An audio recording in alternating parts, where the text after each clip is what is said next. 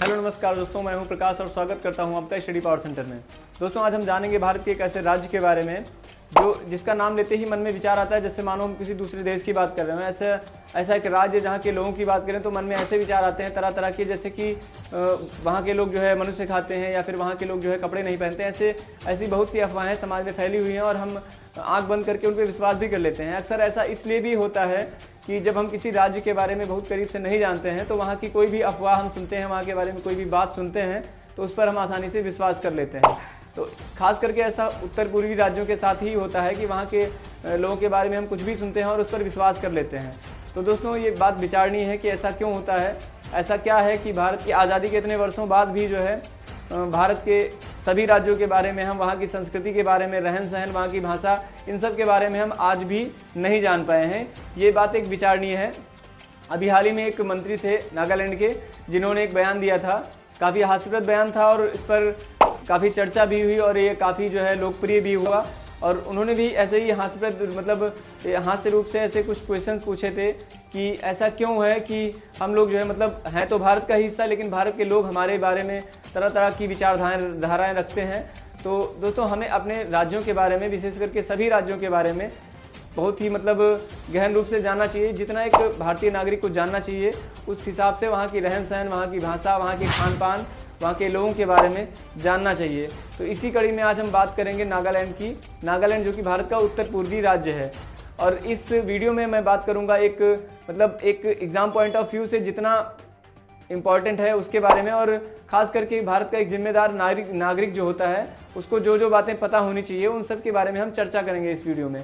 तो चलिए स्टार्ट करते हैं वीडियो को और हम बात करते हैं नागालैंड के बारे में। तो बात करें दोस्तों नागालैंड की, तो नागालैंड भारत में कब मिला इसके बारे में हमें जानकारी होनी चाहिए। हालांकि जो है भारत आज़ाद हो गया था 15 अगस्त 1947 को ही, लेकिन नागालैंड जो है भारत में 1963 में मिलाया गया था।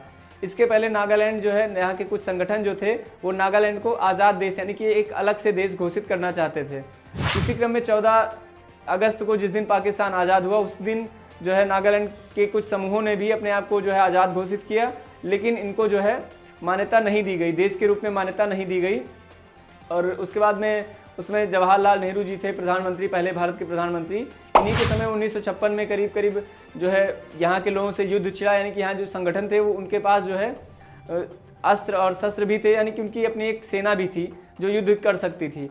उनसे जो है काफ़ी टाइम तक युद्ध चला और भारत ने उनके कुछ इलाकों को जो है अपने कब्जे में ले भी लिया। लेकिन इसके बाद जो है भारत ने जो बातचीत का रास्ता अपनाया और नागालैंड को जो है भारत में मिलाने के लिए जो है बातचीत के मुद्दे को जो है बढ़ाया गया आगे। और नागालैंड के जो कुछ संगठन थे उन्होंने कुछ शर्तें रखी, जैसे कि आप सभी जानते हैं कि जम्मू कश्मीर को जो है एक विशेष राज्य का दर्जा दिया गया है धारा 370 के जरिए। उसी तरह नागालैंड के लोगों की भी ये शर्त थी कि उनको जो है धारा 371 के तहत एक विशेष राज्य का दर्जा दिया जाए।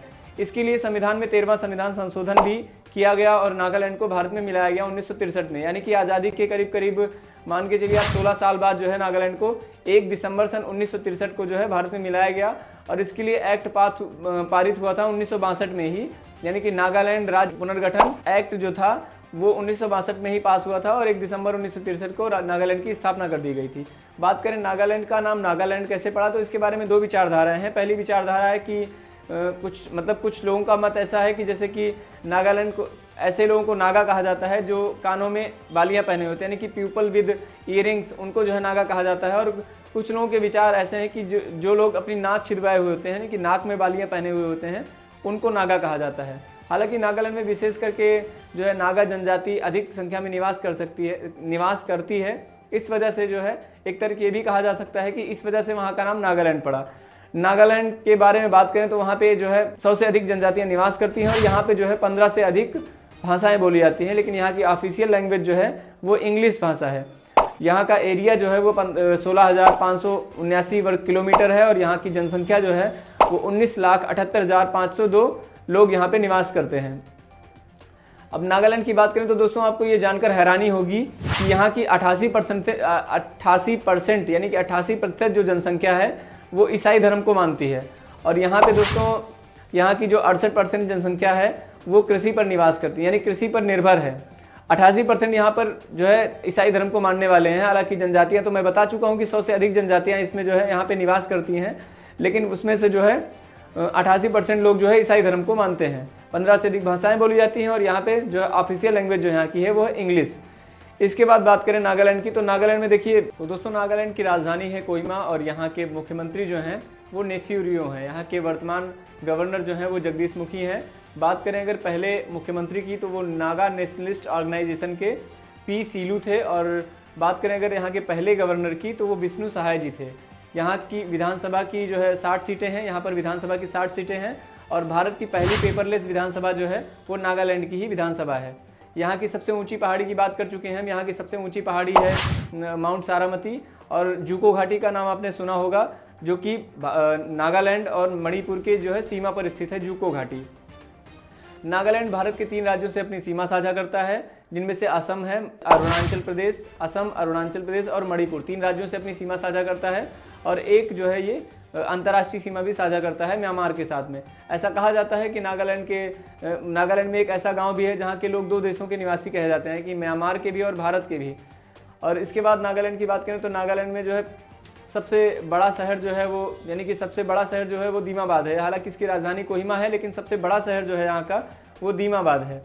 यहाँ का एकमात्र रेलवे स्टेशन दीमाबाद में ही स्थित है, यानी कि पूरे नागालैंड में केवल एक रेलवे स्टेशन ही स्थित है, और वो भी मतलब एक ही रेलवे स्टेशन है, वो भी दीमाबाद में स्थित है, और जो कि 1903 में बनाया गया था, आज से 119 साल पहले।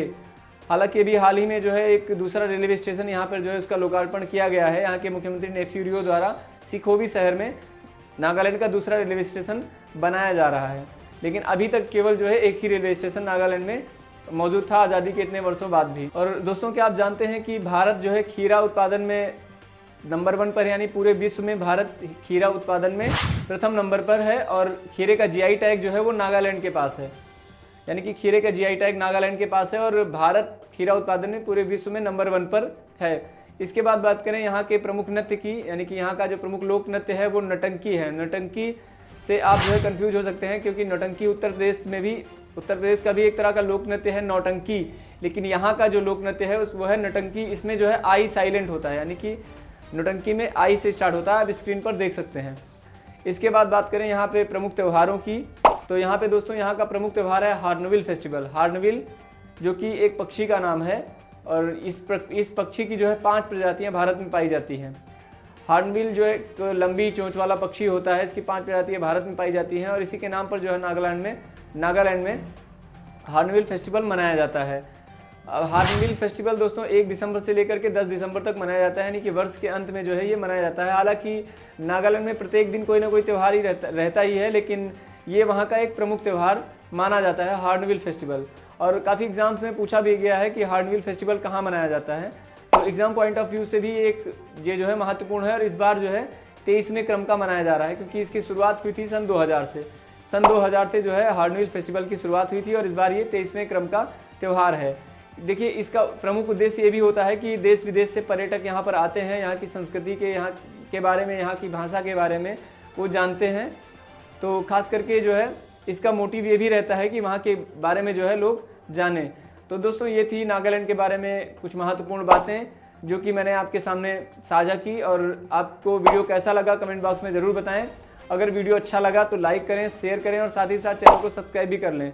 दोस्तों ये वीडियो जो रहेगा ये आपके लिए इंपॉर्टेंट रहेगा, इसमें के जो पॉइंट्स हैं वो आप लिख भी सकते हैं, या फिर आप चाहें तो किसी भी खाली टाइम पे जो है आप इस वीडियो को अपने कान में ईयरफोन लगा करके जो है सुन सकते हैं, जिससे आपको नागालैंड के बारे में सारी बातें जो है एक सीक्वेंस में पता हो जाएंगी। तो वीडियो कैसा लगा कमेंट बॉक्स में ज़रूर बताएंगे, और साथ ही साथ अगर आप नए हैं तो चैनल को सब्सक्राइब कर लेंगे। वीडियो में साथ बने रहने के लिए आपका बहुत बहुत धन्यवाद दोस्तों।